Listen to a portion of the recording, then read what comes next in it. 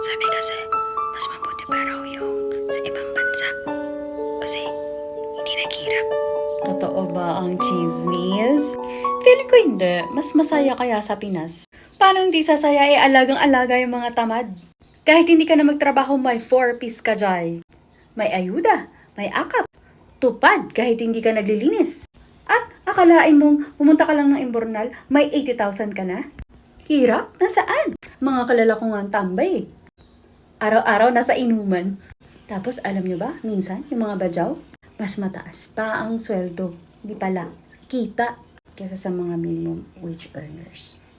Kaig ka pa, nakabraid sila. Sino ba talaga ang totoong naghihirap dito sa Pinas? Yung mga totoong naghihirap dito sa Pinas ay mga lumalaban ng patas. Sila yung araw-araw maagang magising, bumabangon para magtrabaho, magbanat ng buto, at palaging naiipit sa daloy ng makupad na trapiko. At kapag araw na ng sweldo, andyan ang mga kaltas. At ang mga bills, isa-isa silang pumakaway.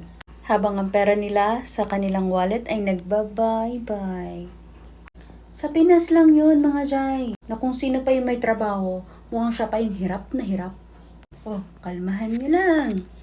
Kasi sigurado naman akong nakaka-relate ka dyan. Sabi nga ng kape, para kanino ka ba bumabangon?